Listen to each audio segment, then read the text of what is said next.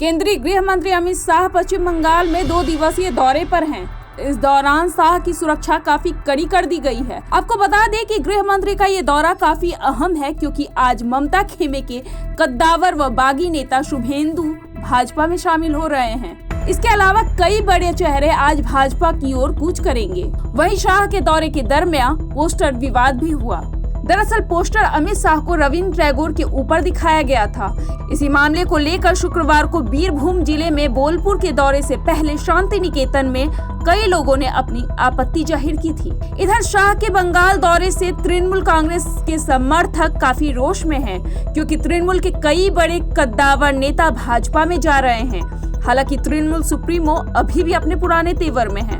उनका कहना है कि चाहे कुछ भी हो जाए, बंगाल में भाजपा फतह हासिल नहीं कर सकती है। वहीं भाजपा भी अपने अलग तेवर में है। गृह मंत्री ने दीदी के गढ़ में आकर साफ तौर पर चुनौती देते हुए कहा है कि अब बंगाल में भाजपा का परचम लहराएगा। आपको बता दें कि अमित शाह ने अपने दौरे के दौरान सबसे पहले कोलकाता स्थित रामकृष्ण मिशन में जाकर रामकृष्ण परमहंस को श्रद्धांजलि दी और स्वामी विवेकानंद को भी नमन किया।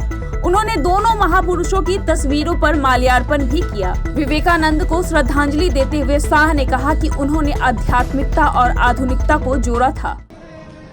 स्वामी जी ने अपनी अल्पायु के अंदर ही भारत का ज्ञान, भारत की संस्कृति, भारत के दर्शन को विश्व भर में दिग्विजय कराने का काम किया था। जब अमेरिका के अंदर सर्वधर्म सम्मेलन हुआ, उस वक्त स्वामी जी ने अपने एक ही वाक्य से सनातन धर्म का विश्व बंधुत्व की व्याख्या को पूरी दुनिया को परिचित कराया था। स्वामी जी वो शख्सियत थे जिन्होंने आधुनिकता और आध्यात्म को जोड़ने का काम किया और पूरे देश का आह्वान किया था कि 50 साल तक सब लोग अन्य देवी देवताओं को भूलकर भारत माता का आराधन करें तो ये देश जागरूक हो जाएगा।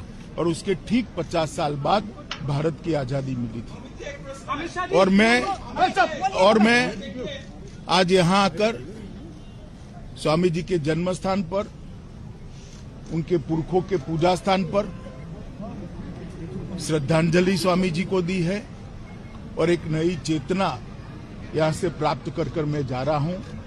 और मैं आज भी मानता हूं कि स्वामी जी के विचार उस वक्त जितने प्रासंगिक थे, आज भी उतने ही प्रासंगिक है। दुनिया को स्वामी जी के विचार की उस वक्त जितनी जरूरत थी, उससे ज्यादा जरूरत शायद आज है।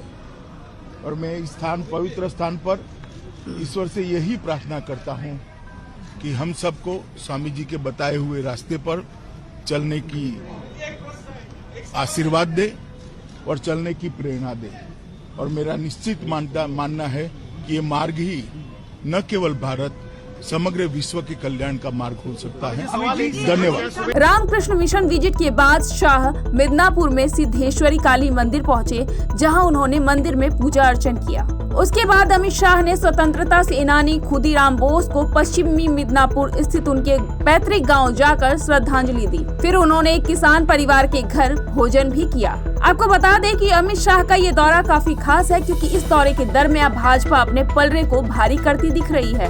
हालांकि चुनाव से पहले भाजपा और तृणमूल दोनों पार्टियां अपने पुराने तेवर में है, यानी कि इस बार भी चुनाव में दोनों के बीच लोकसभा चुनाव की तरह ही कांटे का टक्कर देखने का पूरा आसार दिख रहा है।